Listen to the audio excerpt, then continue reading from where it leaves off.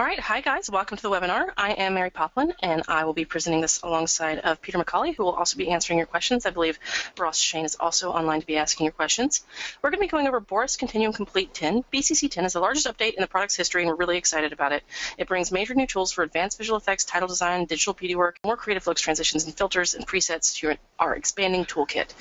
So it's going to be available first for Avid. It's coming with PixelChooser, now powered by Mocha's planar tracking. We're going to be going over Beauty Studio, your one-stop shop for digital makeup needs. We're going to be going over image restoration, which is with the remover and the reframer. And we're going to go over stylization tools, which is going to be essentially light leaks and video glitch, things like that. We're also going to be going over 3D title and animation tools. We're going to be touching very, very lightly on those. And then we're going to talk about some of the new transitions available in BCC 10, which are the light leaks dissolve, cross glitch, cross melt, and cross zoom. So your questions are going to be answered live in this demo. So basically go ahead and type your questions in, hit send, and we will answer you. I won't be answering them personally, but Peter or Ross will, or Jesse. So definitely stay tuned for that. And also you could win big. So if you stay to the end of this webinar, and it's important that you stay to the end because if you don't stay to the end, you can't win. But if you stay to the end, you could win big. You could win a BCC Boris FX 10 license for yourself, or you could win a Mocha Pro license, and I think we're bundling them together. Join our community as well. We're available online. You can find us on Facebook, Twitter, YouTube, and Vimeo. And without further ado, I'm just going to go ahead and get started. Let me close this out. And I apologize if I'm sniffly, guys. I got a little bit of a cold. All right, so the first thing we're going to be talking about is we're going to be talking about the new PixelChooser, and how you can use that. So the new PixelChooser inside of the BCC 10 tools actually contains a license, a launchable plug-in version of Mocha. So in this case, we can just launch Mocha right from our screen, and what you can see here is that I've just made some really quick shapes right around our faces to do some witness protection. Now, I'm going to go in depth on how to do this. I don't feel like a lot of you guys probably know how to use Mocha, so we're going to do this from scratch, actually. So let's just go ahead and let's go over here to our completely unmarked shot. And what we're going to do is we're going to go to our effects panel, and we're going to grab a blur. So in this case, I'm just going to grab a Gaussian blur right quick, and we're going to drop this right onto our timeline. We're going to click our effects editor. Inside of our effects editor, I'm going to open this up and give myself a lot more room. And what I'm going to do is I'm going to go to PixelChooser, and you see where it says Mocha off? We're going to go to Mocha on, and we get a lot of new options from that. So what we're going to do is we're going to blur these two faces, but obviously applying the blur over the top, what that does is that actually applies the blur to the whole scene. So if I just go ahead and increase my blur, what you can see is it blurs the entire scene. Well, that's not actually very useful. So what I want to do is I actually want to use Mocha's PixelChooser. So let's go down here inside of our PixelChooser, and let's go to Launch Mocha. And you see it launches right inside of Avid as a plugin. Now, for those of you that are not familiar with how to use Mocha, I'm going to go over exactly how we do that. So the first thing that we're going to do is we're going to take our X splines. Now, we have Bezier splines right here if you like to use them. You guys will be familiar with them. They have handlebars and all that kind of stuff. We're not going to use Bezier splines. We're going to use X splines because I believe that they're faster. So all you do is you just click around the object that you want to track. In this case, we want to track her face. And we're going to use Beziers because their handlebars are a little different. You notice how they have a rope and pulley sort of scenario. It's like a lasso. So we relax for curves and we pull tight for corners. In this case, we're just going to relax for curves and we're going to make a nice round shape around this lovely lady's face. The next thing we're going to do is we're going to select a new X-spline and we're going to track our other fellow's face as well, just like this. And so now we've got both of these circles around our objects that we want to track. Now, Mocha is a planar tracker. What does that mean? Like, you notice this doesn't look anything like a point tracker or feature tracker interface. There's a reason for that. What a planar tracker is a planar tracker is something that tracks a pattern of pixels as they move relative through one another through a shot. And to track planar data, we actually have to have an area of texture to look at. So we just are a very planar tracking is a very fancy way of saying texture tracker. Okay, so what we're going to do is we're just going to go ahead and adjust our settings here. Minimum percent of pixels used you can think of as essentially your accuracy of your track. So if you turn this up, it's going to try to track 100% of the pixels inside of that shape. If you turn it down, it's going to try to track less percentage of pixels in that shape. The more pixels you track, the more accurate your track is going to be, but a little bit slower. Okay, so smoothing level, you don't really have to worry about unless you have super, super grainy footage, and I mean like, 1960s levels of grain, your Super 8 levels of grain, okay? Your input channel luminance is just your RGB, and then auto channel actually picks between RG or B based on what Mocha thinks is best. And then we track translation, scale, rotation, shear, and perspective. So let's talk about that for 1 second. With point and feature trackers, usually all you end up tracking is X and Y data for points. What we're actually tracking is translation, scale, rotation, shear, and perspective. So what is translation? Well, translation is pretty obvious. It's your X and Y data, right? Okay. And then scale, also obvious. Okay, everybody knows what scale is. It's how it's zooming or not, right? How it's growing or decreasing in size. Rotation, also very easy. It's just how the object is rotating. Okay. Shear and perspective mess people up. So what is shear and perspective? Shear and perspective, shear is just this movement in X and Y. Okay, so it's just going to be this turning into a trapezoid or a diamond, and then perspective is actually that movement in Z space. So here's shear. Okay, so you see how it's a square becoming a diamond? All right, perspective is that motion in Z space, and you see how it's tilting, okay? So perspective you would need to track if you're tracking like a door opening, the side of a face turning, things like that. But for shear, you really only need to track it if you're doing something like tracking a logo on a shirt or tracking like a squib, things like that. So in this case, we're like, in case you don't know what a squib is, I mean like a blood squib or something like that, but I imagine everybody knows what I mean when I say that. Now, we don't actually need to track translation, scale, rotation, shear, and perspective for the shot because we're tracking their faces and we're tracking them for witness protection. And witness protection is just a thing that you're going to have to do all the time as an editor, especially if you work on live action shots. So what we're going to do is we're going to track large motion because that's the basic motion of the shot. Small motion is what you would call sub-pixel motion. It's almost barely perceptible motion. That's like your camera's on a tripod and the wind is blowing past. And manual track is actually something totally different where you actually move the track by hand. So we're going to track large motion because that's what we need. Now we're going to go ahead and track this forward. What you're going to see is these shapes are both going to track independently of one another, and very, very, very quickly I'm going to get the data that I need to do my witness protection. If these had been moving a lot in rotation or zooming, I could have increased this value to have it hang on better, but because this is a very straightforward track, all I have to do is hit track forward. Now from here, all I do is save and close, and now my shapes are applied right to my blur. And so what I can do is I can come in here to my shape, my mocha shape data, and I can actually feather it a little bit to make it look a little bit more natural. And very, very quickly, we have our blur witness protection right on our people. Now, this works really well for things like license plates, for people in a crowd, for anything like that. And the cool thing about mocha is you can actually use layer order to make holdouts for objects that you have to track behind them. So that is the power of planar tracking. It gives you the ability to make roto extremely quickly. We actually cut your roto time in half by cutting your keyframes down to about a third of what you would normally use. In fact, just to illustrate that point, let me just launch mocha again. I want you to look. There are no keyframes on the spline. It's just the one shape I made, and then mocha does the rest. Okay, so that is really, really handy. Now, the next thing I want to talk about is how you can actually use planar tracking to track effects into your shots. So, we're Boris FX. So, Boris FX bought mocha back in January. So we're like one big happy family now. And the cool thing about that is our tools now play nice with one another. So in this case, I've got some Boris FX light rays moving in this shot. Okay, and we're using a mocha track to drive these light rays. So this is a really, really good illustration of how our tools are merging and playing really, really nice together to give us a lot of power for our shots. So what we're going to do is we're going to do this from scratch. So I'm going to just show you right quick. What we've done here is we've just put a Gaussian, a BCC rays puffy MT on here, okay, and that's going to be in your legacy versions. And what we're going to do is we're going to use mocha tracks for this. And the first thing we're going to do is we're going to do that Gaussian blur thing again. So I'm going to jump over to my shot that doesn't have anything on it.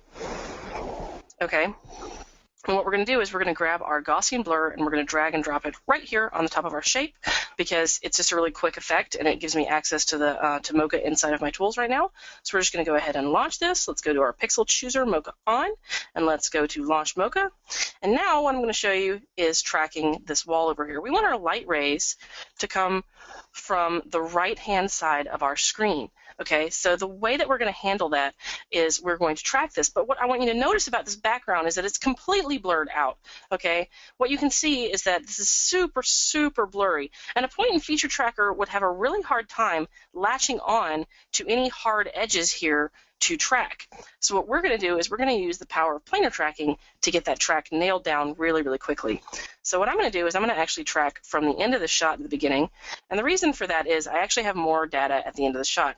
So we're going to go ahead and we're going to track. And you can track from any point in the shot. So we're going to track over here, and what we're going to do is we're going to turn our grid and surface tool on. Now, our grid and surface tool are really important because what they do is they actually allow us to see what our track is doing as opposed to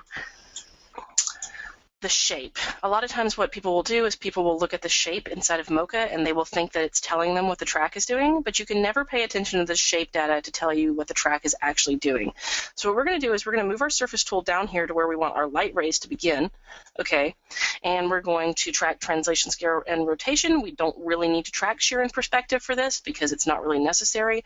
If we feel like there's a little rolling shutter in this shot, excuse me, and I feel like there actually is just a little bit of bounce and jiggle, I might want to track shear just to get that little bit of edge there. So maybe I'm going to track shear as well. And what we're going to do is we're just going to use our large motion. We're going to leave it at 30% of pixels, and we're going to track backwards. What you're going to see is Mocha's going to hang right on to this area, even though there's not a lot of detail there to track because Mocha's tracking the texture, all right? Now, you can see here we have our little center point tool. You can see there is a little dot there. We're going to use that as our export because wherever we put our surface tool inside of Mocha is where our export is going to be when we save our data. So what we can do from here is we can just make sure that this looks right by scrolling back and forth. And I can see that it looks really, really nice to me. And what I'm going to do is I'm going to go to export tracking data. We're going to take our BCC center point data and we're going to just save that. So I'm going to hit save, and we're just going to save this right in our webinar, and we're going to save this as like light rays rower 2. Okay? And so now what we're going to do is we're just going to go ahead and save this, close it, and we're going to hit bypass on our Gaussian blur because we don't need it. And then we're going to find our light rays. BCC rays, puffy MT, and we're going to grab this. MT stands for motion tracking, okay? And we're going to grab our command, and we're going to drag and drop this right onto here. And so what you can see is that we now have our rays in our shot. And what I really like about the BCC rays tool is that it actually uses some really complex calculations to try to make the rays move around the object that you're trying to get them to move around. But the rays are coming from the middle of the shot now, and that's actually not going to work.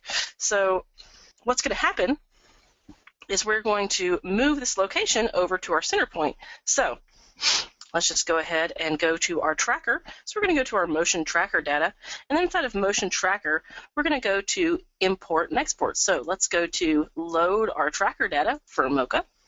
And we're going to go to our desktop here where I've got my track that I saved just a moment ago. We've got light rays rower 2. We're going to open that. All right, and what you can see is that we've actually got a track moving along the side now. And in the BCC tools, we have these nice overlays that you can pay attention to that'll show you what the track is doing. So from there, what we're actually going to do is we're going to apply this to the light source. And now, just like that, our light source is moving properly in the scene based on our Mocha tracking data. All right, and you can see it's moving around the arms as they come back and forth in space. That's what I really like about this tool.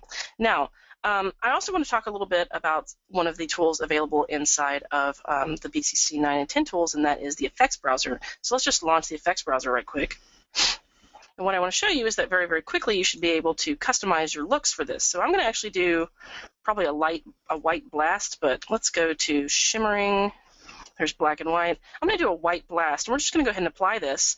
And now I have a white blast for my shot really, really quickly without having to do a whole lot of work.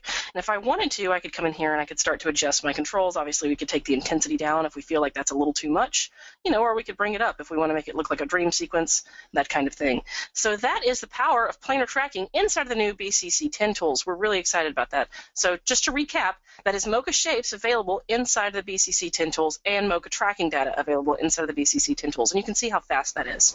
So moving right along, what I want to talk about. Oh, Mary, before you jump along, can I just mention that, one thing I'd like to have everybody know is that, yes, you've been used to the BCC spline tools inside of all of the filters and being able to access these custom splines within the PixelChooser in your AVX timeline.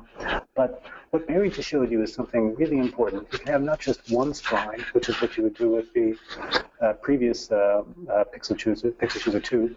With this new PixelChooser and the integration of Mocha shapes and tracking, you can have any number of shapes, and you can have any number of of track data applied to each of these shapes independently, all within a single instance of the filter. So it's extremely powerful what Mary is just showing us with this new development.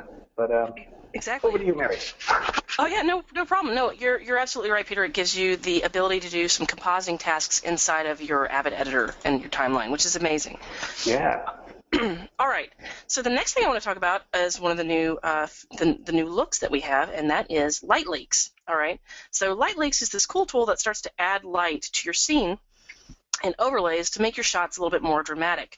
Now, if you see any banding in this, I don't know how the compression is coming through for you guys online, but if you see any banding in this, I want to point out that while this is previews in 8-bit and you will see some banding, when it renders in 16-bit, you shouldn't, and that's important to note.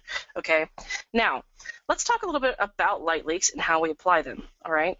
So the light leaks tool, we're just going to go ahead and find some blank footage here. We're going to grab our BCC lights, and we're going to go to BCC light leaks, and you can see that it has a green dot on it. That means it's a live effect. I don't have to render it, and that's really important when you're trying to style a look on your shot. So let's go ahead and drag this over, and what you can see is that it essentially creates a nice noise pattern over the top, but that the drag and drop is just not exactly what I want to see. So this is, again, where that wonderful Show Effects browser comes in handy, because what I want to point out about this is that you can very quickly find some looks that might work for you, and then you can tweak them from there. But what we're actually going to do is we're going to work this from scratch. I'm not going to actually use a preset for this. So let's say I want to add like some really dramatic lighting to the shot, and this guy's crossing himself. This is a good place to add some dramatic lighting, right? So what we're going to do is we're going to go to our effects editor, okay? And inside of our effects editor, we're going to go down to our colors. So I want to actually change our colors. I want to make this look a little more pure, a little more black and white, a little less colored, okay? So we're going to take our colored light, and we're going to double click this. I'm going to make the first highlight white. We're going to make our middle color something that's a little more blue, a little more subdued. Okay, and then the next thing, and you see that the blue is blending into the red, and what you want to make sure is that your colors that they make sense, because if your colors don't make sense, what you can end up with is this sort of hard edge look. Now, that can be what you're looking for, but it's not what we're looking for this. So what we're looking for this is we're just going to change this to a slightly darker blue, maybe more into that teal color. We're going to take this down, and now what we end up with is a much more gradiated blend, okay? Because this is a gradation built on noise. So the next thing we want to do is, one of the things about light leaks is, because we're using the filter that we're using, we are subject to kind of that noise look. So what I want to do is I want to scale this up to make the glow seem more, glow-like. I feel like that's probably a silly thing to say, but there you go. We want to make the glow more glow-like. So what we're going to do is we're going to scale this up.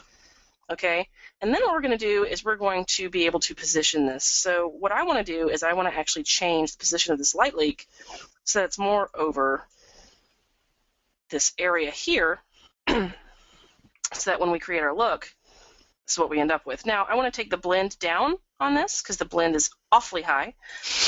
So let's just go ahead and do apply mix, and let's take our mix down, just like this. I'm sorry, not our mix. We want to take our opacity down. So let's just go down here to our colors, and let's go to our texture, offset texture detail. We want to take our opacity down right here, just like this. And now we have something that looks pretty realistic without having to do a ton of work. So now this looks like the lights actually could be in the scene.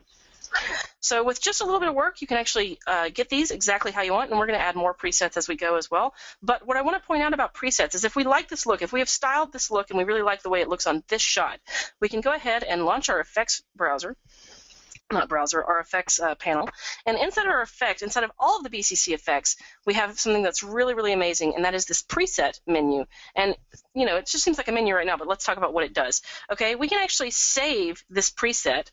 Okay, and we can save it as static or animated.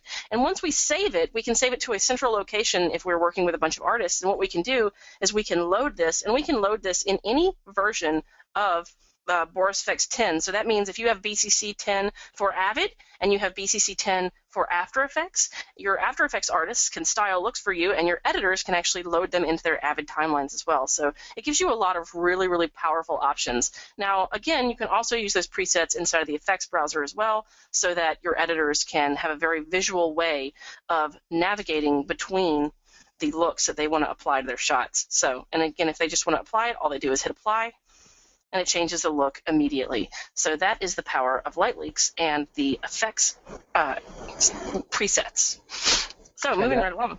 Oh, and just me interjecting again. Of course.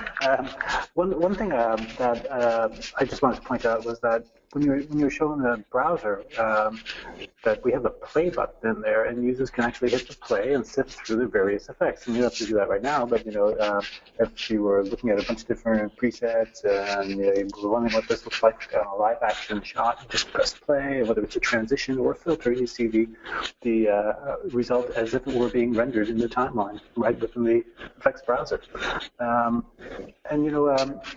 Along those lines of presets, sharing presets between, like, say, Avid and Adobe the integration is so tight, and it's such that we can actually even share keyframes animation across from the different hosts and platforms. So you can be saving maybe a keyframed animation from a timeline inside of Media Composer, and then shift this off to another artist who's working in After Effects on Windows, and they see the same keyframes and can modify them and send them back and forth. It's just great integration.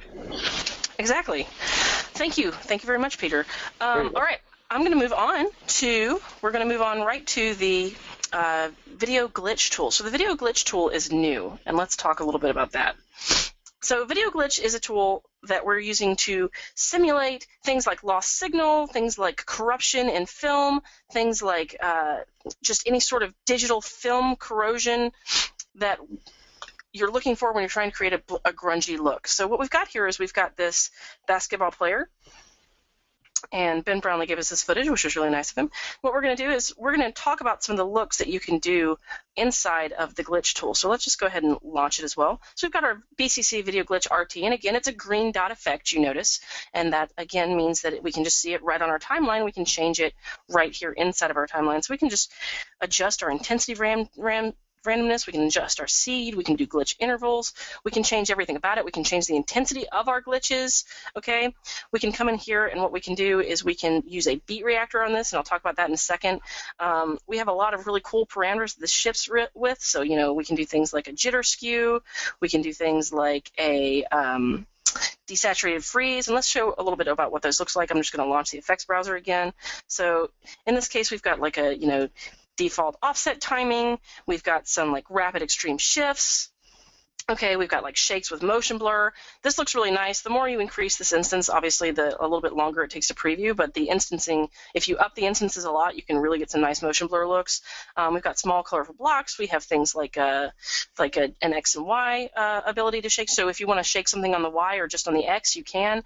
And we can really do a lot with this. So let's just go ahead and apply our extreme jitter and see what that looks like. And again, we can just scrub right in our timeline and see exactly how that looks without having to do a whole lot of work. It's a really, really fast effect, and it gives you a whole lot that you can do with it. Now, the other thing I want to point out is that we can actually link this tool and link many other BCC tools to a beat reactor. So what does that mean? Well, it means that if you take an audio file, we can actually go ahead and link our data, like we can link the most extreme intensity of the data to that beat, or we can pick what parameter we want to link to it. So what we're going to do is I'm going to just go ahead and launch my effects browser, and inside of my effects panel, what we're going to do is we're going to go to our beat. So let's go to, excuse me one second, general controls, and we're going to find, so again, we've got our intensity randomness, but let's go down to our beat reactor. So here's the beat reactor right here. And inside of the beat reactor, what we can do is we can scroll this down. And just like all of our tools, we have the beat reactor help here. So definitely use our help files. We have them in every single panel. I just want to mention this. So if you want to launch the help file, we have very, very detailed help files for every single effect that we have. And that's important because we have over 200 effects and thousands of presets. So in order to navigate that, you might need help sometimes. So go ahead and make sure that you use our help files. So in our beat reactor, we're going to do a preset none, okay? But what we're going to do is we're going to load, okay? So I can just load a beat reactor file in here, and what we're going to do is I'm just going to go right to our desktop, and we're going to grab our, let's go to our webinar, and we're going to do our, let's see, heartbeat. We're going to grab our heartbeat, and our heartbeat will actually drive this shot. Now, Peter, is there anything you want to say about this effect before I move on? Yeah, thanks. Couple of things. One thing is when you saw Mary import an audio file there into the glitch filter, the video glitch filter, she had to bring an external source in, and that's because the only way you're going to be able to work with the beat reactor filter inside of the AVX architecture is by importing that directly from the desktop. You can't just pull audio up from the timeline because it won't come in. So just be aware of that, folks. Like when you're trying to bring in an audio file, you're going to have to import that externally. If you need to cut from the timeline and export that, you can do so just as long as you save it as an AIF and then bring it back into the glitch filter. And there was one other thing in the glitch filter, which is a really cool feature, I think. And that is, when you're in automatic mode, which Murray was in the beginning, she was able to create this look which gave these randomized glitches, but you really don't know when and where these glitches are going to happen. And yeah, sure, that's a great look, but you might want to manually time this with a certain piece of movement in the clip or on a cut or a sequence, or time this out. And to facilitate that, there's the ability now to view curves. And right down at the bottom of the filter and the effects panel, you can see that we can enable a curve view. And enabling the curve view shows exactly when the hits are going to happen. You can see there, Mary has on screen, she's viewing it over black. You can view it over black, or you can view it over the filtered source. And this shows you when each of the different functions in the filter, whether that's the shift or whether that's the randomized dots or any of these different features are going to take place on the shot. So I just want to point that out. Yeah, I think that kind of extra information is really helpful. Thank you, Peter. You're welcome. So the next thing we're going to talk about is we've talked about some of the light leaks, we talked about some of the video glitches, but what I want to show you too is that we've actually made a lot of these effects into transitions. So in this case, this is a light leaks transition, and we've done a couple of different looks here. This is a sort of fighter shot that we're using to actually cut together, and you can see that we're using a series of really nice light leaks to blend between these two shots. And that actually works because a lot of these shots are really dark. The looks that work really, really well on these kind of dark shots are going to be looks like your light leaks or your light rays, lens flares, things like that, because they show up really nicely against the background, and they give you that really punched up, aggressive look that you're looking for with these kinds of shots. So the way this works, and what I want to talk about on this, is that we actually have on-screen controls, okay, and we've had that since BCC 9. And what it does is it actually allows you to control the ease in and the ease out visually. It allows you to control the dissolve duration manually and visually. You can change the position of everything. You have a lot of control over your shot without having to go over into your effect editor and mess with sliders, okay? Because sometimes it can be really odd to look at these sliders and go, well, how does that affect my shot? I don't understand. A lot of times editors are visual people. You guys are storytellers. You're trying to get the job done quick. You might not really be into coming into every single tiny little thing. Sometimes people complain that, the BCC tools have a lot of controls and that, they just want a couple of simple things to just put the effect on and get it done. Well, we've done that for you with the effects browser, with presets, and with things like on-screen controls that actually give you tons of ability to manipulate your shots. So just like this, now we've changed the transition with our on-screen controls without having to do a whole lot of work.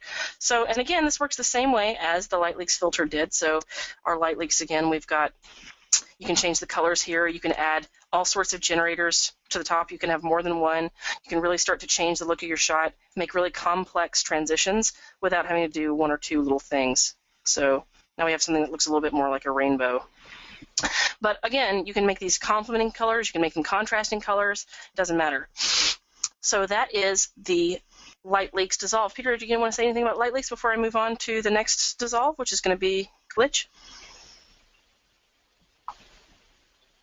I guess one thing I'd mention about the light leaks and light leaks dissolve filters is that they're resolution independent.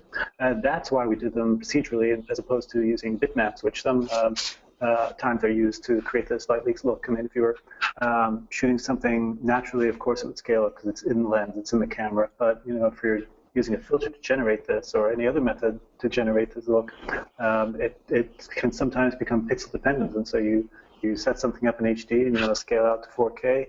Then all of a sudden the effect looks totally different, and you have to go back to work on it before you can get it off into tape. But because we are procedural based, they scale automatically.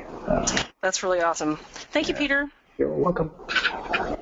All right, so the next thing I want to talk about is our glitch filter. So, well, it's not the filter, it's the transition. So the glitch transition is really neat. I actually really like it because it can either transition from black into an image, with really cool effects, because it doesn't just look like a fade to me, or you can have it blend between two shots really nicely. In this case, I really liked the vertical transition here, where it just sort of smashes this out of the way and then duplicates it across the board.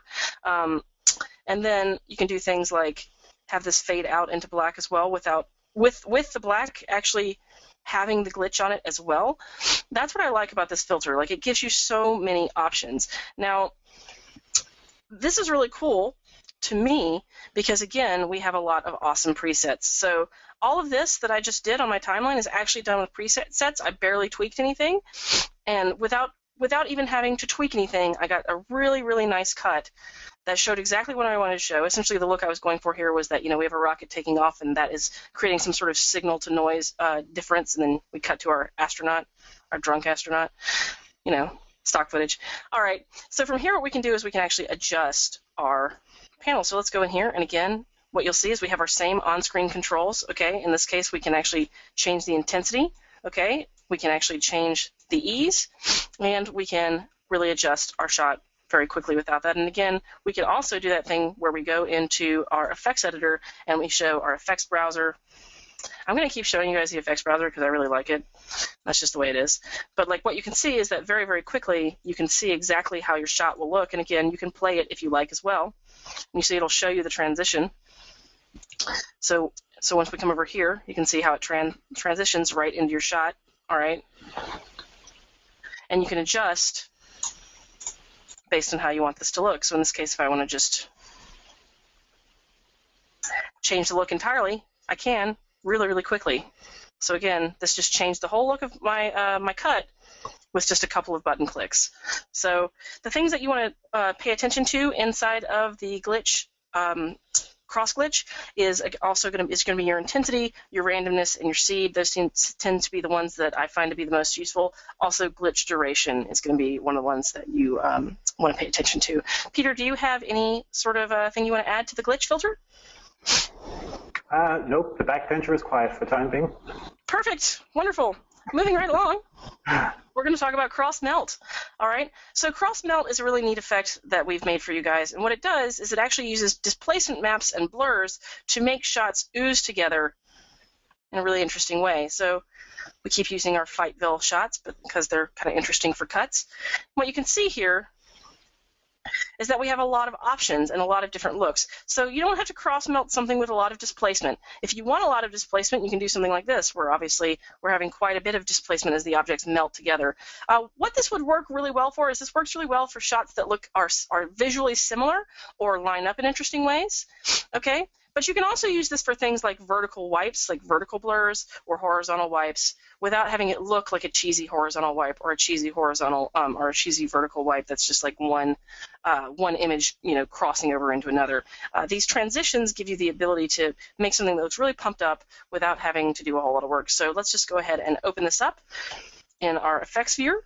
And again, you can see that the main controls that we're going to worry about here, again, we have all of our controls right here on our screen, so we can do our blur duration or dissolve duration. We can mess with all of this right on our screen. But what we're going to do is we're going to mess with some of the displacement as well. We're going to make this look a little bit more liquid, okay? And we're going to make this a little more bright. okay? And now we can just go ahead and up the well, let's lower the contrast a little bit, make this look a little more blown out and glowy. So we can add some master blur to everything, or we can decide based on channel how we want to blur everything. So again, really, really quickly, we have the ability to change our look really nicely. Like this could be a good water transition. That's the kind of thing that you could build with this. So you have a lot of control here. So anything from really mild to really aggressive. It just depends on the look you're going for. So that is our cross melt. Anybody have any questions about cross melt? Or I'm sorry, Peter, do you want to add anything about cross melt? No, other than the fact that I really like it. Yeah, it's cool. All right, so moving right along, the last transition I want to talk about is going to be our cross zoom. Okay, and what cross zoom can do is cross zoom can create a couple of dramatic effects that zoom between shots, sort of give you a little bit more dynamic look. So if you have shots that are locked off and you need them to interact really nicely with one another, sometimes locked off shots can be kind of boring. So when you're cutting something really high energy, what you want is you want to have that just, you know, sort of lock into place, like just come in and just go, boom, here I am. So that's the way this works. And you can see that it doesn't just have to zoom, it can pan as well. And it can give you some narrative control to control where the camera is looking in your shot and control your viewer's experience, okay? So this is more of a storytelling tool. So again, in our editor, turn our editor on. We have all of our on-screen controls that we continue to have, all right? So we can change how it overlaps, all that kind of good stuff. But what we're going to do, okay, is we're going to actually change the master zoom. So if we need this to zoom in more, we can do that. Now, obviously, the more you zoom something, the more you're going to degrade the shot. So, you know, pay attention to that. But we can change, you know, how much we're incoming with our zoom, how much we're outcoming with our zoom. We can change our aspects. We can change the overlap. So we have a lot of control here. Now, in this case, I'm just going to change the master zoom, and now suddenly we've got a much faster zoom coming into the shot. And that's a lot more dramatic without having to do a whole lot of work. So that is cross zoom. It's pretty simple, pretty self-explanatory. I don't want to spend too much time on that because we're sort of running out of time, and I want to make sure that I get to Reframer and Remover and Beauty Studio. So any comments on that, Peter, before I move on? That would be negative. Okay, perfect. So Reframer. So what is Reframer? Reframer is, you guys know about cell phone vertical video syndrome? It seems to be a thing that people just do all the time for, like, inexplicably. Like, I've got an iPhone. It shoots 1920 by 1080 in slow-mo, and I'm going to film everything vertically because, of course, screens are vertical, right? Well, that creates a lot of a problem for especially news editors and people that deal with a lot of, like, you know, unprofessionally sourced footage. And that happens all the time. You know, your documentaries, anything informative is going to have a situation where you run into stuff like this. Or let's say you are just a YouTube user and you shot this and you're like, oh, crap, how do I put this on YouTube? Well, we have that solved for you. So anywhere from pro to non-pro reasons, let's fix this. So what we can do is we can use the Reframer. Now, the Reframer has several options in here. You can get a sort of pixelated look if you want, using our mosaics filter in the background. You can get a sort of glow if you're trying to do a beach sort of look, which is what this is. Or what I actually liked best was reframing this in a way that makes it look like the shot actually is just blurry on the edges. So we're going to show you how to use these effects really, really quickly, okay? So again, very different looks that you can get to reframe your shot. And it's way better than black bars, because Avid always puts black bars on the side of your images when they don't match up with the aspect ratio that you're trying to create. So let's come over here to our image restoration tools, and let's go into Reframer. Now, Reframer, we're going to drag and drop right here onto our timeline.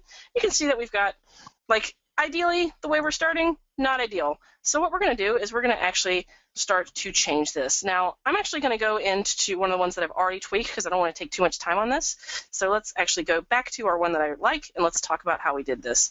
So what we've got is we've got our title matte, our source setup, okay, we've got our foreground transforms, and we've got our foreground effects, and our background options and effects. And you can see that this starts to get a little confusing really quickly, but it doesn't have to be, okay? So what we do is we go ahead and on our general controls, we're going to use the background for the first below, right, which is just our own image, all right? And now we're going to alpha our own matte, like our title alpha. We're just going to use a straight matte, okay? With our source width, we're actually going to keep our crop the same, okay? But what we're going to do is we're going to scale up the master, okay, to somewhere around that 140s, all right?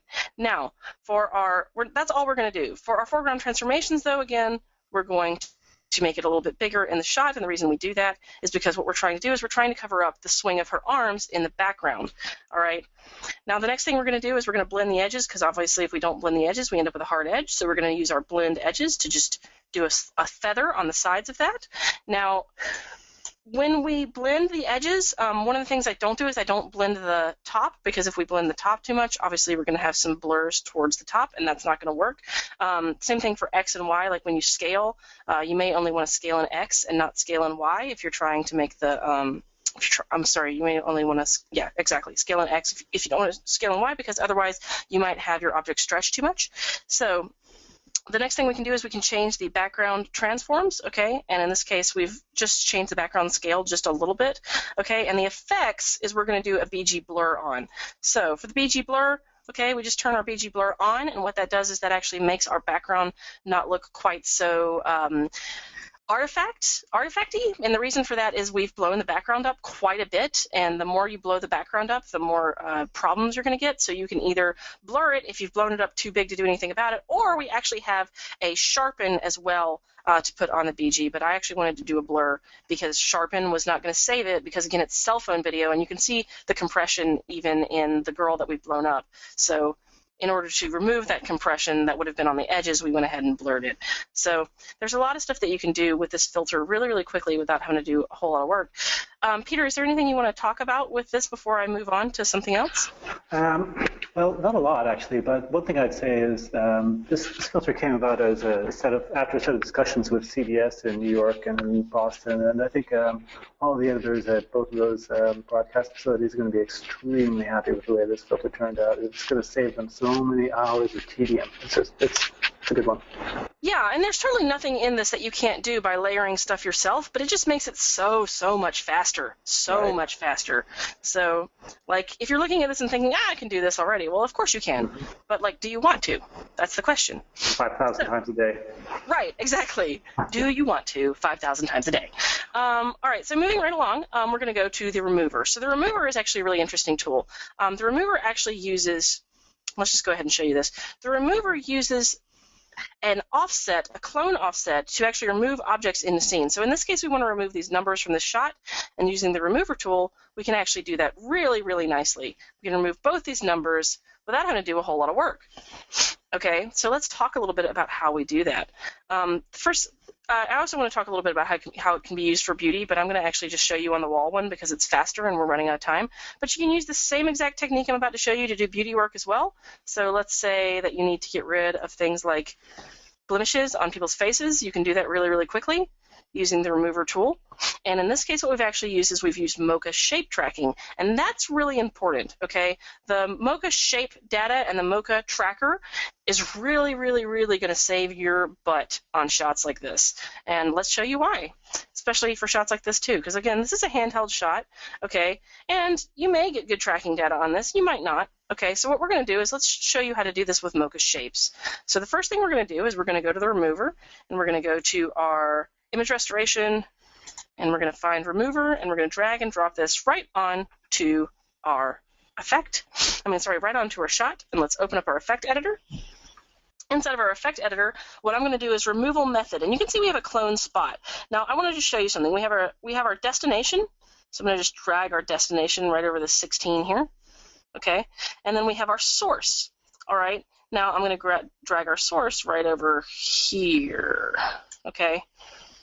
And what you'll see is that this will create a source and destination clone, but what we're going to have a problem with here is that it's not moving with our shot. So obviously that's going to be kind of a problem. It'll make our paint slide.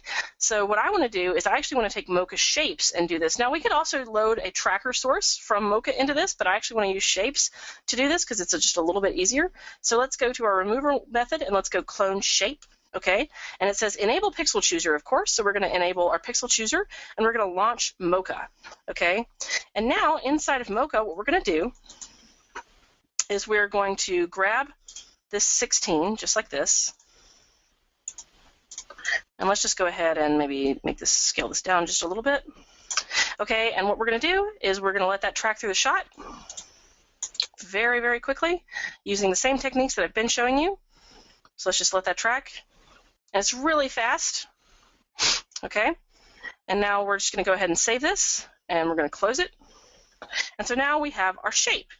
Now, you notice that our object is not removed, so what are we going to do about that? Well, what we're going to do is we're going to find our offsets. So inside of our clone here, we're going to go into our clone, and we're going to do our offset. Now we can do our offset actually here manually, where we can just pull this up, and it will pull our offset data from underneath.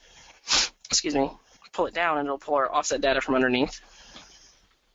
Let's just drag this down. Or we can actually do this offset inside of our slider as well. But I actually prefer the on-screen controls because they just work a little bit nicer to me. And then inside of our mocha shape, we're going to actually increase a little feather. Excuse me, only a little feather, like maybe 5. Okay, so we've got a little bit of feather. And now what you can see is really, really quickly, we've replaced that 16 without having to do a whole lot of work. So it's really, really easy to take it from this step to this, and it's really, really easy to do things like remove these moles using the same exact technique right here. Peter, do you have anything you want to add about the remover? Well, I just quickly say that in addition to being able to clone shape data, so pictures from point A to point B through a shape, we can also do this in a spot, more like Photoshop cloning. But in addition to that, we also have these infill methods where we can pull pixels from around the shape that you've drawn and just like automatically infill that without having to do any cloning. And this works much better for like thin, small shapes, maybe like streaks in the wall, or maybe if there was a rig wire in there, this might be a good way to remove it. But it's the way you've done it here is actually really super, and it's way probably most people will work with the tool.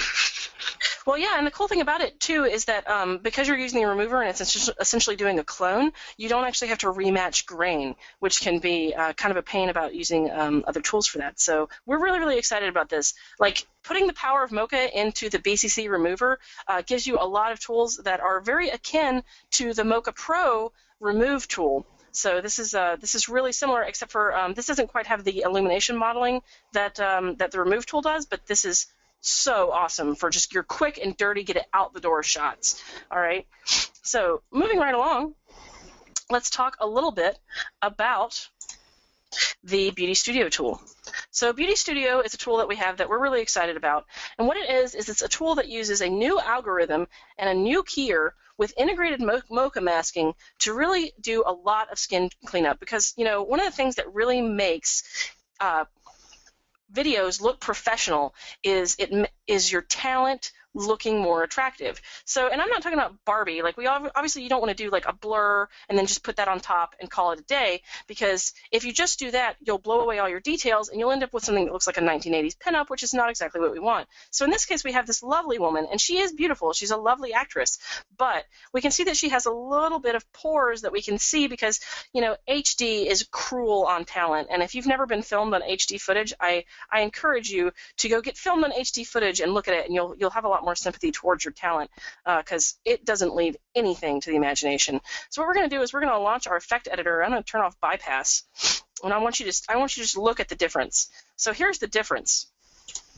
We're using a very complex algorithm to create a skin smoothing technique that does things like leave her eyebrows intact, her eyes, her mouth, her nose, all of that is intact, okay? But what we're doing is we're blowing away those main pores on her face that cause us to pay attention to her makeup, all right? And that's not what we want to do. So now this gives us the professional look that we're going for, and it's really, really simple. So let's just go ahead and load this up. So one of the things I want to talk about are some of these tools in here. So very large details, all right? If you ask the remove tool to preserve those, what it will do is it will try to sharpen up those larger details. So you see the more that we increase this, the more it increases the detail on the edges of her cheeks and her nose. Okay, same thing for large details. Obviously, the more we preserve those, the more we're going to see. All right, and that will make it to where even if we feel like that we've made it a little too smooth, we can bring our detail back. But our medium, small, and very small details, we want to keep small, because if we try to bring these up, what it'll do is it'll just put them right back over the top, and we don't want to keep those. So let's just go ahead and take these all the way down. Think of this slider as preserving your details, right? So very small details, preserved, okay? and then not preserved. Blow away those small details. I want the small details gone. All right, now we end up with something that's very, very smooth. Now, the thing I want to really talk about, though, is the keyer. So let's just go ahead and turn the pixel chooser on. Let's just go ahead and view the chosen pixels. And I want to show you, this is the key that we've pulled using our advanced keyer. What it does is it looks for skin colors, okay, and then it holds out other areas. So in this case, what we've got is we've got this really nice key on her face that applies the blur there. Well, it's not blur; it's a series of processes. One of those is blur, but it's a very, very complex series of blending. But anyway, it takes our key and it applies only the details that we're blowing away to this section. You see, we're keeping the nose, we're keeping the mouth, we're keeping the eyes. All right. So back in our effects editor, let's just go to. We're going to go to just on. All right, and now you can see what we're doing. Now, look, if we turn it off, it applies the effect to the whole thing. So the keyer is actually one of the really important parts of this. Now, I want to talk about something else really quickly. That keyer is not going to do you a whole lot of, like, it's going to do you great on stuff like this where you've got this, lovely woman, very dark, swarthy. She's got she's got dark eyes and, dark brows. That's great. What do you do when you have a girl like this?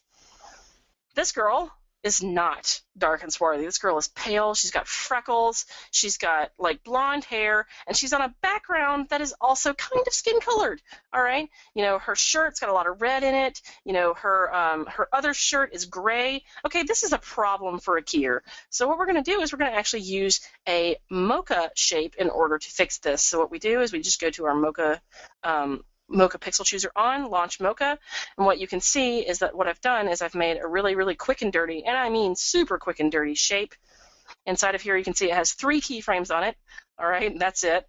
And now that shape, when I close this, is going to be applied. So when we look for our view chosen pixels, what you can see is that this is our shape that we've used, and you can see I've just feathered it. So now when it's on, we apply our effect only to her skin. And what I also really want you to notice, let's just zoom in here, is that it keeps her freckles, all right? So we've done some blending over the top, but we're keeping her freckles, okay? We're just doing some overall corrections to everything else. So that is really, really important. That is the power of the Beauty Studio tool with Mocha shapes to drive it as well, and our keyer as well. So do you have anything you want to add about that, Peter, before I move on to the very last thing? We're so short of time. I won't add much except to say that the addition of the mocha aspect of this filter is what differentiates it from any other way of doing skin smoothing on a shot or a timeline. Sure, we have a built-in keyer, as you showed, Mary, but with the integration of mocha, we're able to isolate areas either for smoothing or isolate them so that they're not included in the smoothing. But yeah, so let's move on and get to the rest of this. And by the way, this is one of my favorite filters in the pack. I really love this filter. Anyway, there we go. Yeah, no, it's really awesome. It's a real time saver. I don't know how many of our users out there actually have to do beauty work, but beauty work can be a real time-consuming and tedious process. This cuts that in half. So the last thing I want to talk about is the new BCC Title Studio. All right, so we're really excited about this tool. What this is this is going to be a I've got the sillies apparently. This is going to be a next-gen title tool, and what it is if you guys used the old Avid tool that was the Boris FX Avid FX, okay, used to be bundled with Avid. It's not anymore. Now it's in BCC 10. This will look familiar to you because this is its offspring, okay? This is the next generation of title tools. So what you can do is I'm just going to go ahead and load this. Let's open our effects editor, and let's just go ahead and launch the Title Studio UI. And what it does is you can see that it actually has a completely separate UI from Avid, okay? And it allows you to have a moving camera inside of your shot, okay, and real 3D text and titles, okay? This is a real 3D space with real 3D text and titles and real 3D particles as well. So what you can do is you can start to add particles to this, and they will interact properly in 3D space with your object.